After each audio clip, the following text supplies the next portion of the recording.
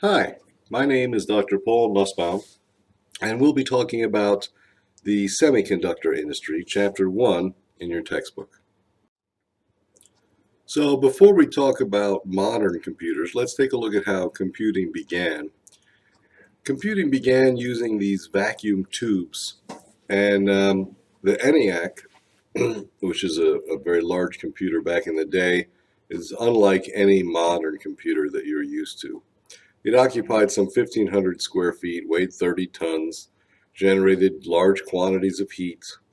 It needed a small power station just to operate, and it cost about $400,000 in 1940.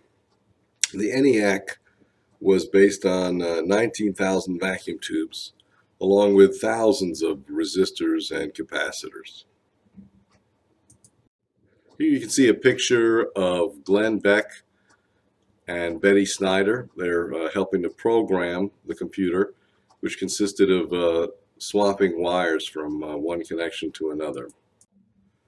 So in figure 1.3, you can see the very first transistor. And this device offered the electrical functioning of a vacuum tube, but added the advantages of being solid state. There was no vacuum. It was very small and lightweight and had very low power requirements compared to a vacuum tube, and a very long lifetime. At first, it was named the transfer resistor, and the new device soon became known as the transistor. Three scientists, John Bardeen, Walter Brattain, and William Shockley, were awarded the 1956 Nobel Prize in Physics for their invention. Here you can see the three inventors in a Bell Labs publicity photo, and that's from 1964. When the photo was apparently taken. The Kilby circuit shown here did not have the form that we often see in our computer chips today. It took Robert Noyce, then who was working at Fairchild Camera, to furnish that final piece of the puzzle. But it's worth looking at this Kilby circuit in figure 1.5 here. You can see a drawing of that circuit, and notice how the devices are connected using individual wires. Earlier, Jean Horny, also working at Fairchild Camera, had developed a process of forming electrical junctions on the surface of a chip to make a solid-state transistor with a flat profile. That's shown in figure 1.6 here. The flattened profile was the outcome of taking advantage of the easily formed natural oxide of silicon, which also happened to be a dielectric, meaning electrical insulator. Horny's transistor used a layer of evaporated aluminum, which was patterned into the proper shape to serve as wiring for the device. This technique is called planar technology, meaning that it's all flat on the same plane. Noyce applied this technique to the wire and allowed him to wire together the individual devices that were previously formed on the silicon wafer's surface. Here you can see some diagrams from the actual patent filing application for the integrated circuit, showing all the parts in the circuit diagram of figure 5 being incorporated into layers of silicon in figures 3 and 4.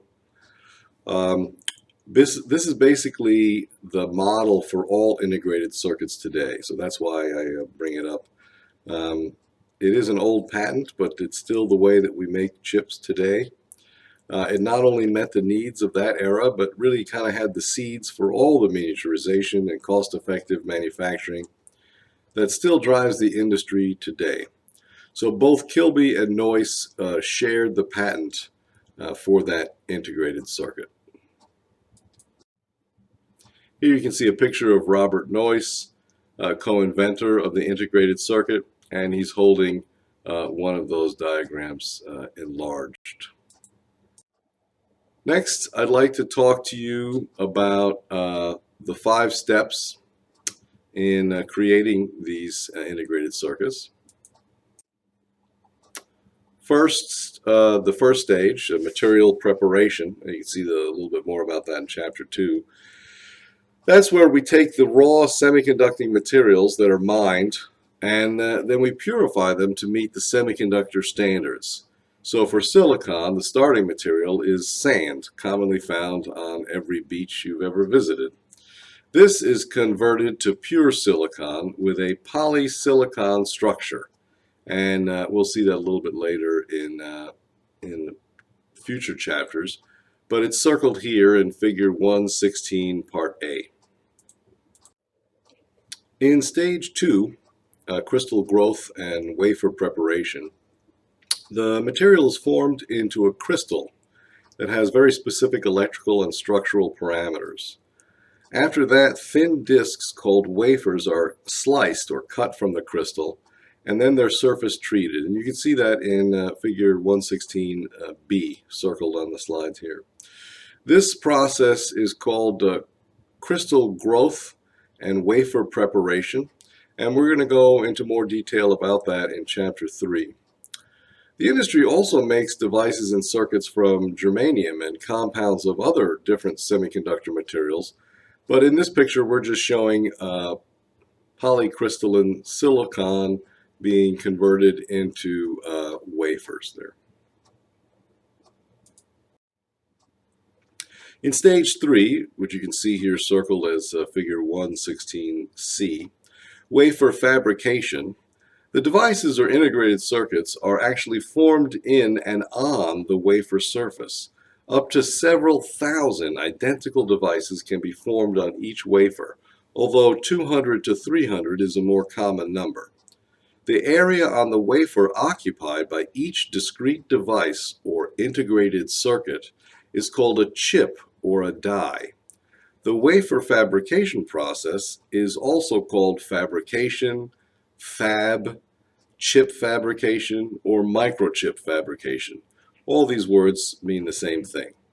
While a wafer fabrication operation may take several thousand individual steps, there are two major activities. In the front end of the line, FEOL, front end of the line, the transistors and other devices are formed in the wafer surface.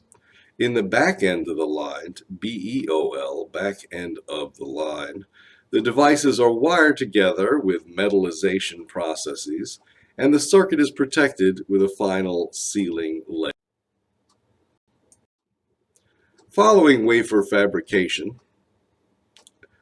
the devices of the circuit are completed and wafer sorting takes place. The vast majority of chips are packaged in individual packages, but a growing percentage are being incorporated into hybrid circuits in multi-chip modules, MCMs. These are 3D stacks, or they might be mounted directly onto circuit boards. Sometimes they're called chip on board or COBs.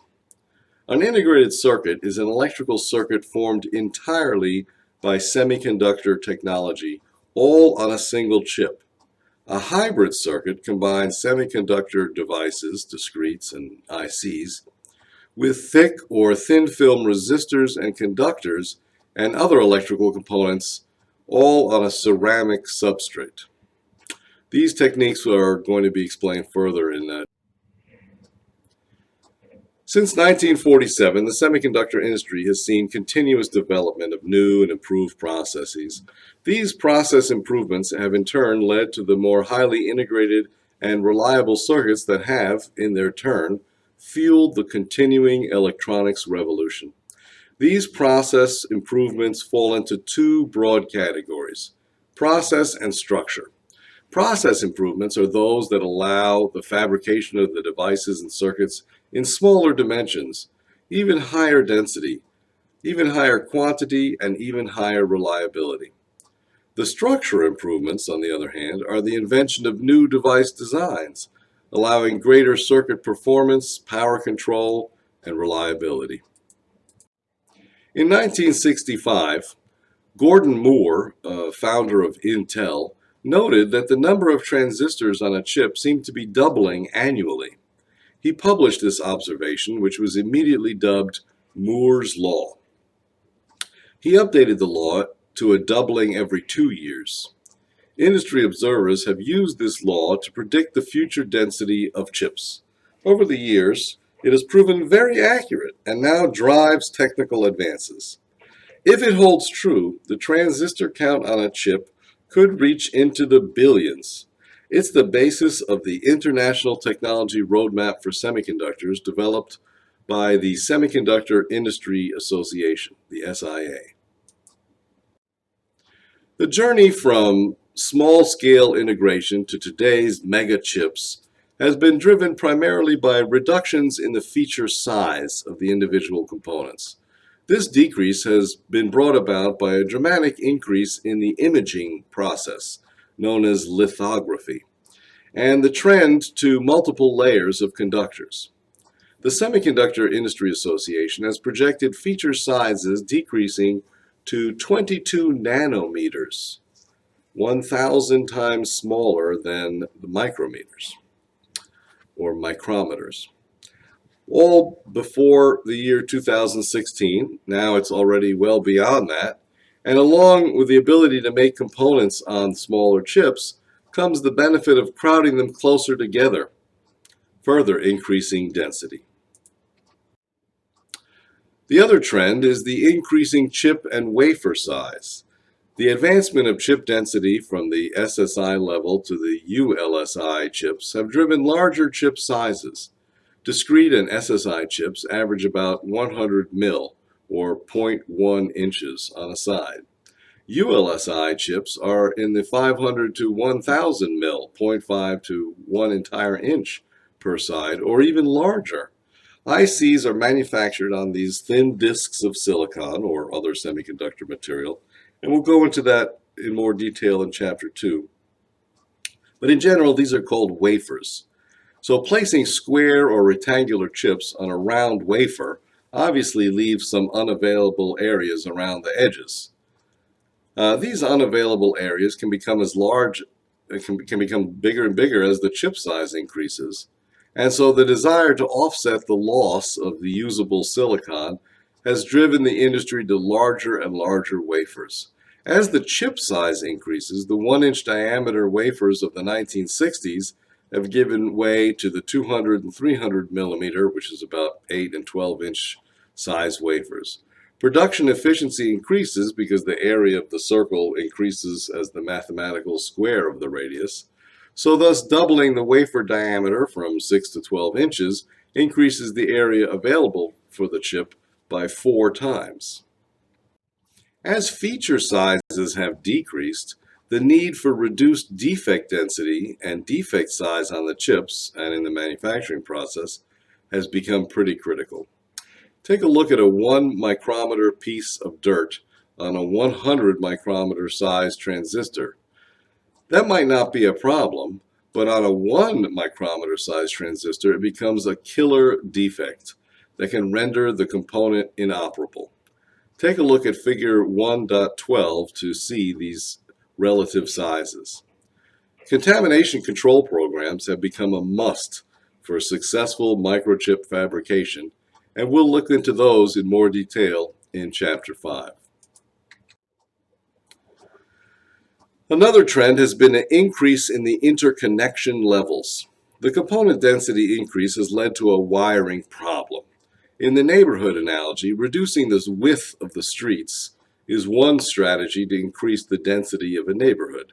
But at some point, the streets become too narrow to allow cars to drive on them. Well, the same thing happens in integrated circuit designs. The increased component density and close packing rob the surface space needed on the surface to connect those components. The solution is multiple levels of wiring stacked one on top of the other, as you can see in figure 1.13. The above the surface components are layers of insulators and conducting layers. We'll go into greater detail about how this is done in Chapter 13. Perhaps the most significant effect of all of these process and product improvements is the cost of chips. These reductions are typical for any manufacturing or maturing product. Prices start high, and then as the technology is mastered and manufacturing efficiencies increase, the prices drop and eventually become stable. These chip prices have constantly declined, even as the performance of the chips have increased. The factors affecting chip cost are going to be discussed in detail in Chapter 15, but two factors, increased performance and less cost, have driven the explosion of products that use solid-state electronics. By the early 1990s, an auto had more computing power on board than the first lunar space shots. Even more impressive is the personal computer. Today, for a moderate price, a desktop computer can deliver more power than an IBM mainframe manufactured in 1970. A major industry use of chips is shown in Figure 115. So now that you understand the industry a bit, let's dive into Chapter 2, where we're going to talk about the properties of semiconductor materials and chemicals. The understanding of semiconductor materials requires a basic knowledge of atomic structure, which I'll review right now. So the basic structure of the atom, most used to understand physical, chemical, and electrical differences, is attributed to the famous physicist Niels Bohr. Figure 2.1 shows his model of an atom, and Figure 2.3 shows the atomic structure of some elements. Element number 1, hydrogen, number 3, lithium, and number 11, sodium. When constructing the diagram, several rules were observed in the placement of those electrons in their proper orbits. The rule is that each orbit, which we'll call n, can hold 2 to the n squared electrons. 2 times n squared electrons. The solution for the math of orbit 1 dictates that the first electron orbit can only hold 2 electrons. This rule forces the third electron of lithium into the second ring. The rule limits the number of electrons in the second ring to 8 and the third ring to 18, because 2 times n squared, where n is 3, is 2 times 9, which is basically 18. So when constructing the diagram of sodium with its 11 protons and electrons, the first 2 orbits take up the first 10 electrons, leaving that 11th electron in the outer ring. The periodic table of the elements is a convenient way of drawing the elements, following some rules that make it easier to understand the chemical properties of each of the elements. In rule number 1, each atom, there's an equal number of protons and electrons. That's basically the first rule. In rule number 2, each element contains a specific number of protons, and no two elements have the same number of protons. Hydrogen, for example, has 1 proton in the nucleus, and then oxygen has 8 protons in its nucleus. The fact leads to the assignment of numbers to each of the elements, known as the atomic number. The atomic number is equal to the number of protons, and therefore electrons, in that atom. The basic reference of the elements is therefore the periodic table that you see here in Figure 2.2. The periodic table has a box for each of the elements, which is identified by 2 letters, and the atomic number is in the upper left-hand corner of the box. So, for example, calcium has the 2 letters Ca, and that has the atomic number of 20. So we know immediately that calcium has 20 protons in its nucleus and 20 electrons in its orbital system. Rule number 3 states that elements with the same number of outer orbit electrons have similar properties. This rule is reflected in the periodic table. Note that hydrogen, lithium, and sodium appear on the table in a vertical column, labeled with the Roman numeral 1. The column number represents the number of electrons in the outer ring, and all of the elements in each column share similar properties. Let's take a look at another column, the one with copper, silver, and gold, represented by the letters Cu, Ag, and Au. The Ag and Au come from the Latin names of silver and gold. It's no accident that the 3 of the best electrical conductors, copper, silver, and gold, all appear in the same column, 1b, of the periodic table. Rule number 4 states that elements are stable when they have a filled outer ring or with 8 electrons in the outer ring. These atoms tend to be more chemically stable than atoms that have partially filled rings. So when dealing with chemistry, you'll see that chemical reactions tend to fall towards filled outer rings. Rule number 5 says that atoms seek to combine with other atoms to create that stable condition of full orbits, or 8 electrons in the outer ring. So rules 4 and 5 influence the creation of N and P type semiconductor materials, and we're going to talk about that when we talk about doped semiconductors. Conductivity is the property of materials to conduct electricity. The higher the conductivity, the better the conductor will be. Conducting ability is also measured by the reciprocal of conductivity, which we call resistivity. Resistivity, the lower the resistivity, the better the conductivity. So that's pretty much shown in this formula here, where conductivity is the reciprocal of the resistivity, and we usually talk about resistivity as ohms per centimeter.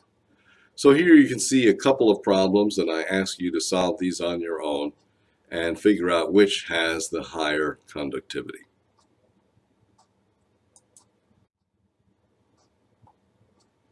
An electrical device known as a capacitor is formed whenever a dielectric or insulating layer is sandwiched between two conductors.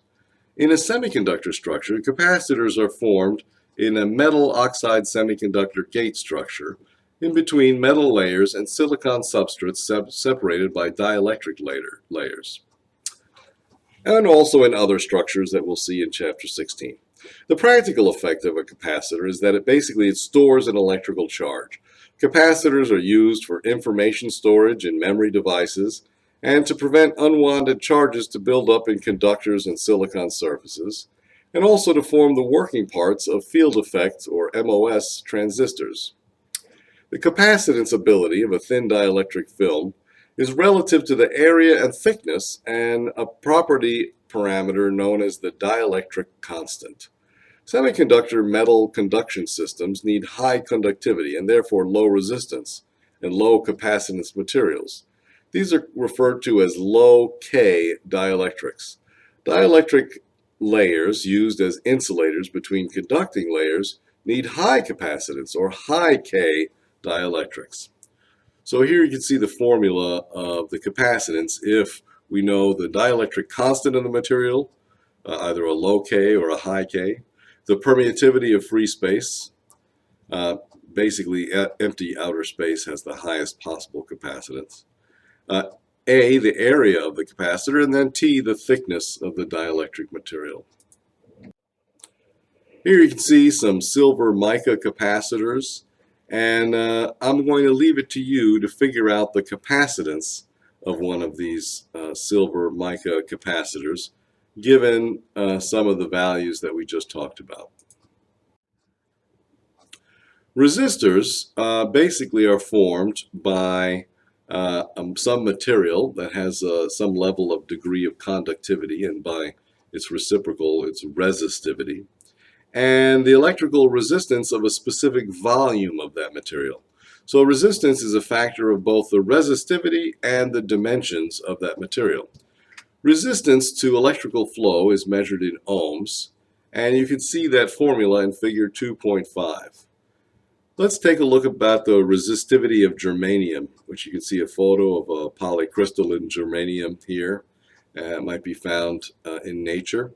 And we're going to go ahead and I'm going to let you figure out the resistivity and the dimensions and use those to calculate the total resistance of a piece of germanium. So let's talk about intrinsic semiconductors. Semiconductor materials, as the name implies, are materials that have some natural electrical conducting ability, but they're not really conductors. They're semiconductors. So there are two elemental semiconductors, silicon and germanium, and they're both found in Roman numeral column 4, IV, in the periodic table. In addition, there are some TENS materials, chemical compounds, that also exhibit some semiconducting properties. And these compounds come from elements found in columns 3 and 5 on either side of column 4. And those include gallium arsenide, indium gallium phosphide, and gallium phosphide. Others are compounds from elements from columns 2 and 6 of the periodic table. The term intrinsic refers to these materials in their purified state, and they have no contaminations, no impurities, or no dopants that we might have purposely added to change their properties. So here you can see a close-up photo of a purified piece of silicon, which is different from the silicon dioxide that you normally see on beaches in the form of sand. So here the oxygen has been removed and it's only the silicon that remains. Let's talk about doped semiconductors.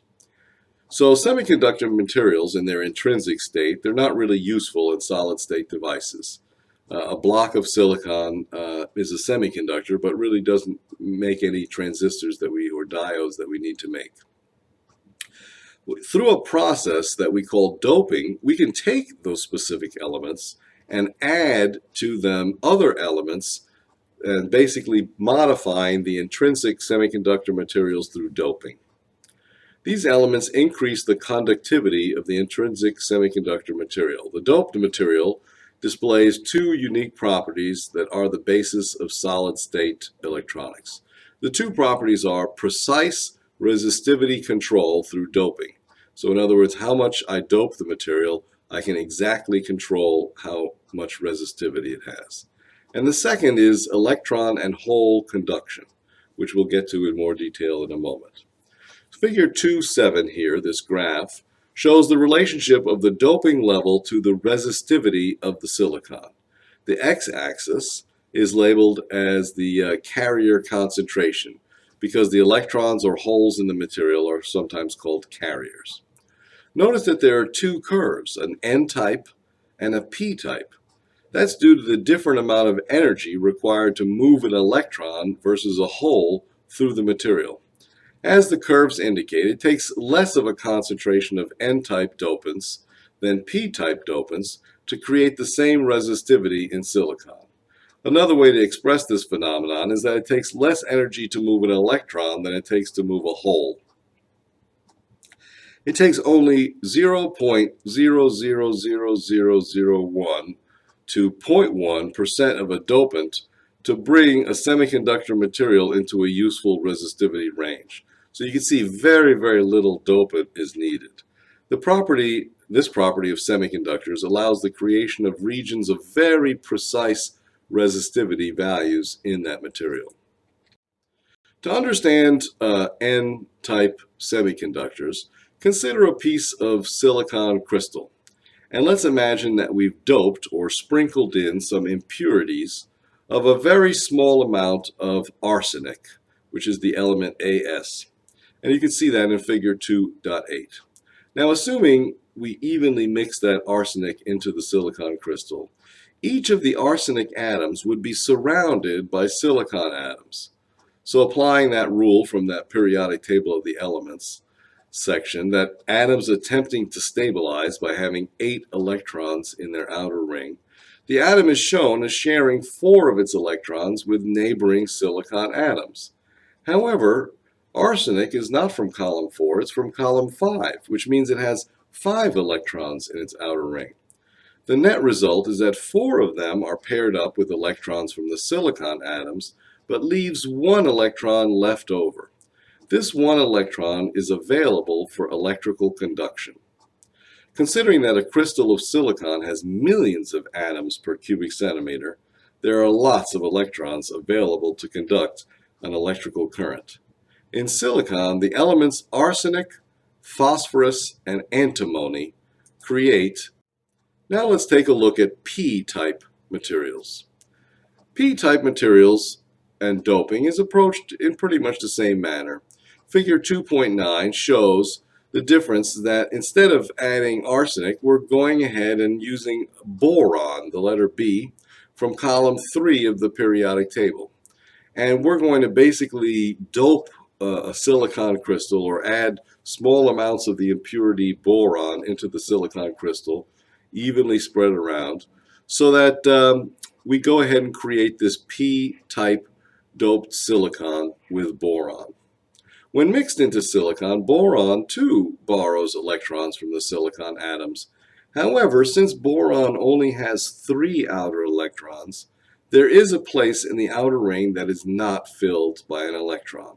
This unfilled position is called a hole. Within a doped semiconductor material, there's a great deal of activity. Holes and electrons are constantly being created. The electrons are attracted to the unfilled holes, and where they left, they leave a hole in their unfilled position, creating another hole. So basically, electrons and holes are moving around all the time with thermal energy. How do these electrons contribute to electrical conduction? I think we can see that clearly in figure 2.10. When a voltage is applied across a piece of semiconductor or conducting material for that matter, the negative electrons move towards the positive pole of the voltage source, and that could be a battery. Now note, this uses the electron flow model of electricity, showing an opposite direction of the usual Benjamin Franklin or conventional model. But the math and results work out to be identical whichever way you draw the arrow. In a p-type material, an electron will move towards the positive pole, just like it does in the n-type material, but it does so by jumping into a hole in the direction of whatever route it needs to follow, in, let's say, T1. Notice that once it jumps into that hole, it leaves a hole behind it. And so this creates a succession of holes, and the effect to someone measuring this process with a current meter is that the material is supporting a positive current, which is actually, it's a negative current moving in the opposite direction. Sometimes we call this a hole flow, and this is unique to semiconducting materials. So metals don't perform, the conductors don't perform this way. Only semiconductors can have this reverse direction motion of the holes thanks to the electrons moving in the other direction. The electronic or electrical characteristics of conductors, insulators, and semiconductors are summarized in this figure 212, and the particular characteristics of doped semiconductors are summarized in figure 213. One thing I want to mention is carrier mobility. It was mentioned previously that less energy is needed to move an electron than a hole through a piece of some semiconducting material. In a circuit, we're interested in both the energy required to move these carriers, holes and electrons, but also the speed at which they move. The speed of movement is called carrier mobility, with holes having a lower mobility than electrons. This factor is an important consideration in selecting a particular semiconducting material for a circuit. So let's talk about one of these alternative semiconducting materials. Instead of silicon, we're going to use a combination of atoms to make a molecule called gallium arsenide, which obviously has the two elements gallium and arsenic. So an important property of gallium arsenide is its high electrical carrier mobility. This property allows gallium arsenide devices to react to very high frequency microwaves and basically effectively switch them into electrical currents in communication systems faster than can be done with silicon devices.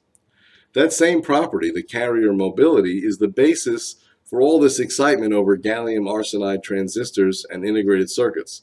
Devices of gallium arsenide operate 2 to 3 times faster than comparable silicon devices and find applications in superfast computers and real-time control circuits such as airplane controls. Gallium arsenide has a natural resistance to radiation-caused leakage. Radiation, such as found in outer space, causes holes in electrons to form in semiconductor materials when they get struck with radiation. It gives rise to unwanted electrical current that can cause the device or the circuit to malfunction or cease functioning. Devices that can perform in a radiation environment are known as radiation hardened, and gallium arsenide is naturally radiation hardened. Gallium arsenide is also semi-insulating. In an integrated circuit, this property minimizes leakage between adjacent devices, allowing higher packaging density. Higher packing density, in turn, results in a faster circuit because the holes and electrons have to travel shorter distances. In silicon circuits, special isolating structures must be built into the surface to control surface leakage, and these structures take up valuable space and reduce the density of the circuit. Despite all of these advantages, gallium arsenide is not expected to replace silicon as the new mainstream semiconducting material. The reasons reside in these trade-offs, the disadvantages between performance and processing difficulty. While gallium arsenide circuits are very fast, the majority of electronic products don't require that level of speed. On the performance side, gallium arsenide, like germanium, does not possess a natural oxide. To compensate for this, layers of dielectrics must be deposited on top of the gallium arsenide, which leads to longer processing and lower yields. Also, half of the atoms in gallium arsenide are arsenic, an element that is extremely dangerous to human beings. Unfortunately, the arsenic evaporates from the compound at normal processing temperatures, and that requires a large amount of human safety as well as suppression layers or caps or pressurized process chambers. This makes it longer and more difficult to process and adds to its cost. Evaporation also occurs during the crystal growing stage of gallium arsenide, resulting in non-uniform crystals and wafers. This non-uniformity produces wafers that are very prone to breakage during fabrication processing. Also, the production of large diameter gallium arsenide wafers has lagged behind that of silicon, as we'll see in Chapter 3. Despite the problems, gallium arsenide is an important semiconducting material, and it's going to continue to increase its use and will probably have a major influence on computing performance. Competitors to gallium arsenide are silicon germanium structures. The combination of silicon and germanium increases the transistor speeds to levels that allow ultra-fast radios and personal communication devices.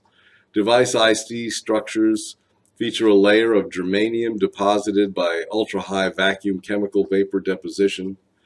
Bipolar transistors are formed in the germanium layer, and unlike the simple transistors formed in silicon technology, silicon germanium requires transistors with heterostructures or heterojunctions.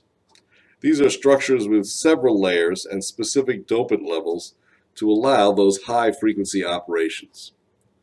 A comparison of major semiconducting production materials and silicon dioxide is presented in Figure 2.14. So here you can see Figure 2.14, the physical properties of the semiconducting materials. And there you can see a nice picture of a beach with some sand on it, which is where we get our silicon from.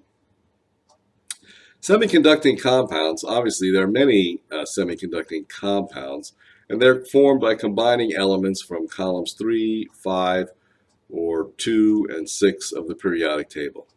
Of these compounds, the ones that are most used in semiconductor devices are the gallium arsenide that we've already talked about, gallium arsenide phosphide, indium phosphide, gallium arsenic aluminum, and indium gallium phosphide.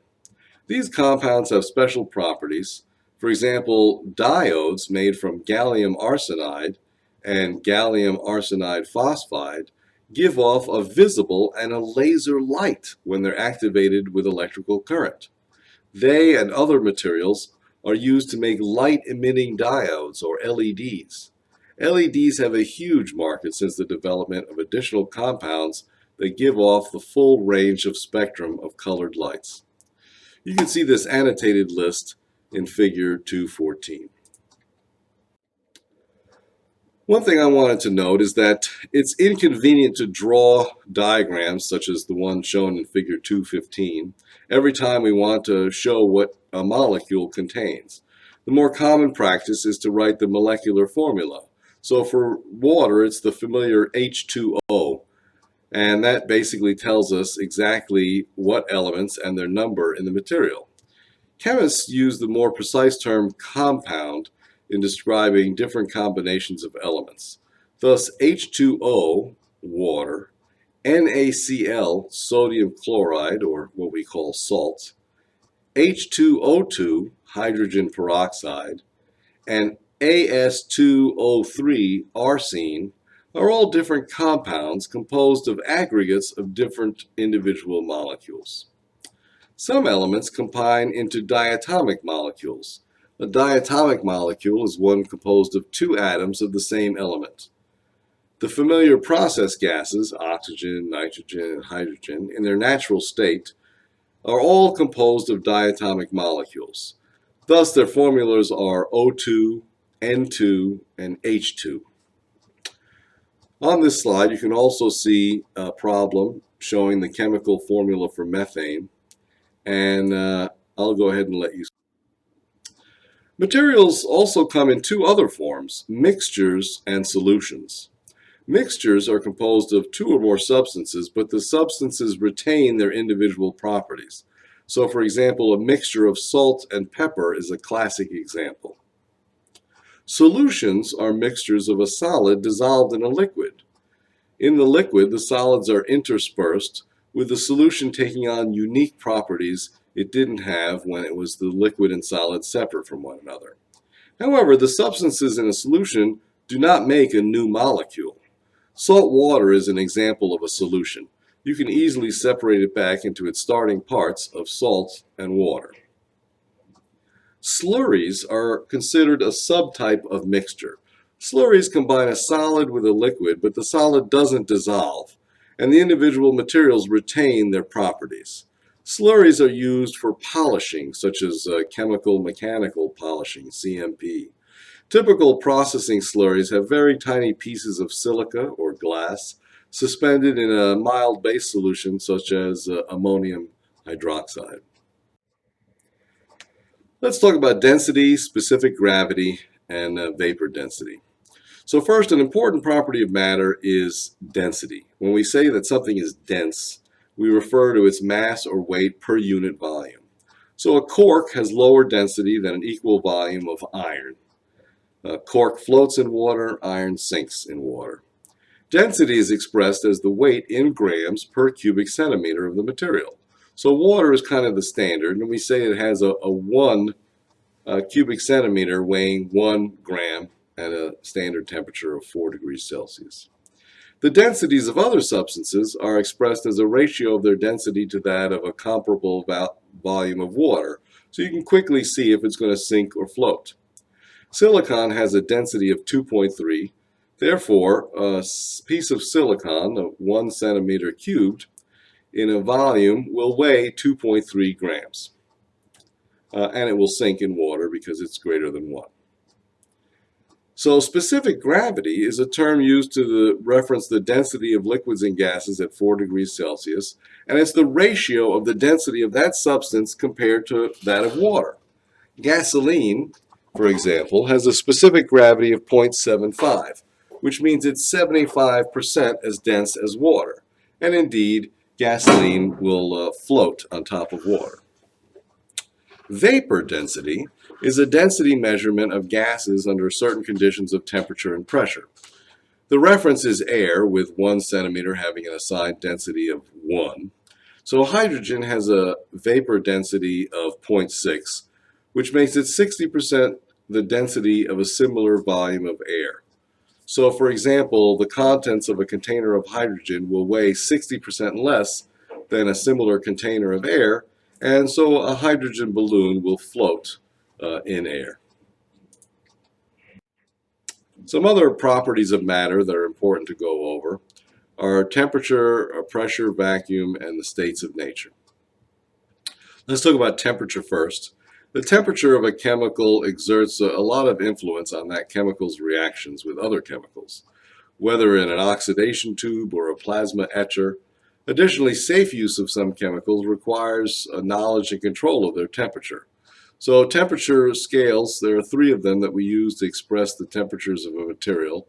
They're Fahrenheit, centigrade, or sometimes called Celsius, and the Kelvin scale. So, you can see all three of those in figure 2.17, and the relative temperatures at which water freezes and boils, as well as absolute zero, where molecules stop motion.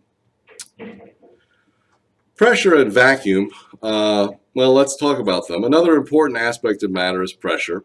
So imagine that the effect on the column of mercury in the manometer in figure 218A of increasing the pressure above atmospheric pressure. As the pressure goes up, it pushes down on the mercury in the dish and raises the mercury in the column.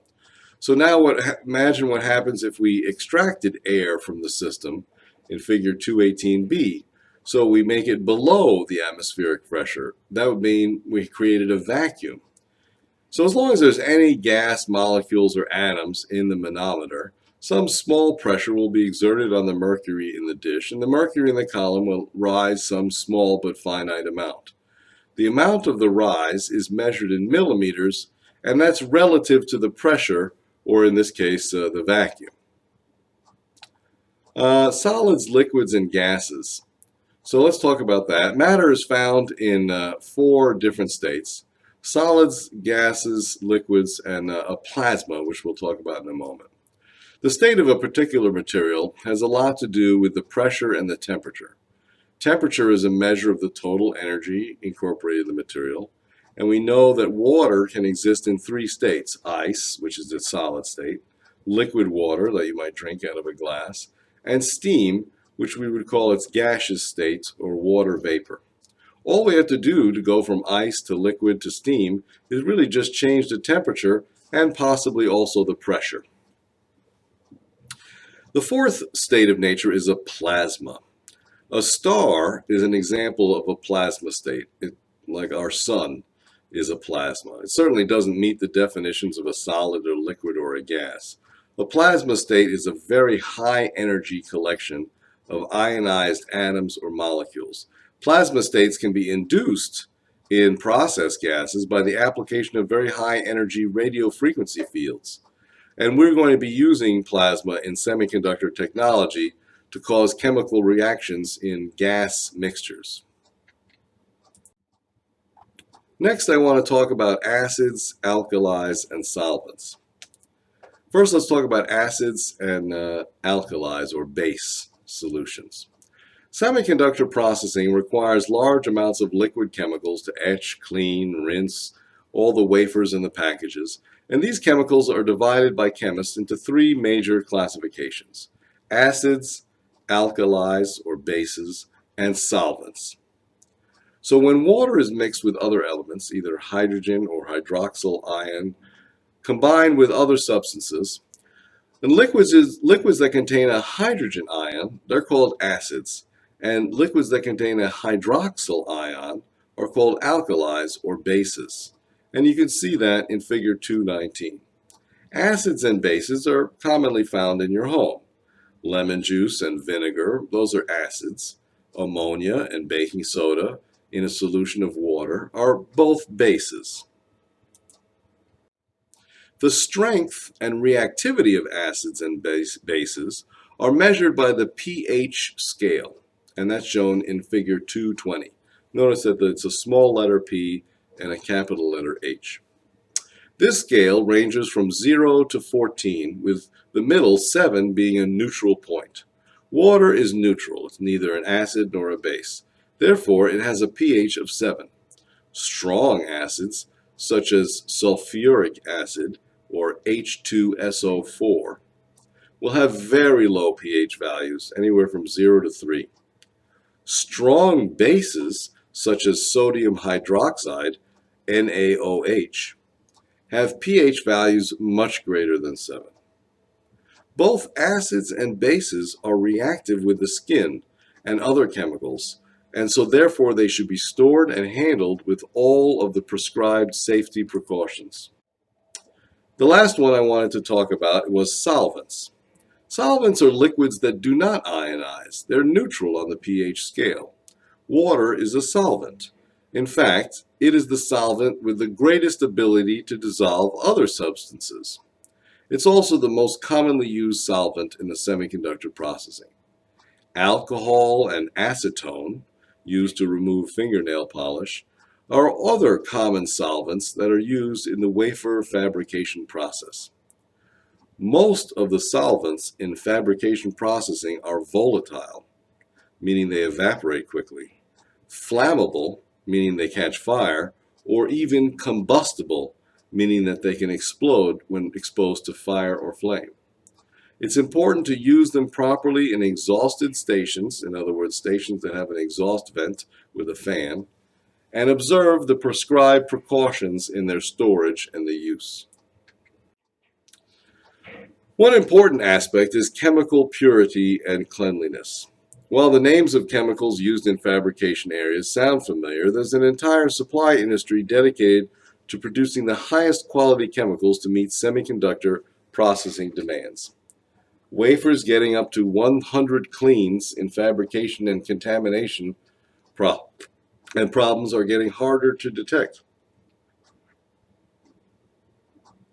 Chemicals must meet very high purity requirements, both chemically and physically. In general, the target is, quote, 6 nines purity. What does that mean? That means 99.9999 or 6 nines% pure. Physical contamination, such as unwanted particles, is also controlled. Typical chemical specifications limit particles to parts per billion, or ppb, per liter, and microns. These and other specifications are established in the International Technology Roadmap for Semiconductors, ITRS. Specific chemicals that are used in semiconductor fabrication are identified in the chapter on contamination control, and we'll also talk about them in chapters 7 through 13. One thing I wanted to point out was safety issues. The storage, use, and disposal of these chemicals and electrical and other risks can be present in semiconductor process areas. Companies address these risks by developing employee knowledge, skill, and awareness through training programs and safety inspections. One important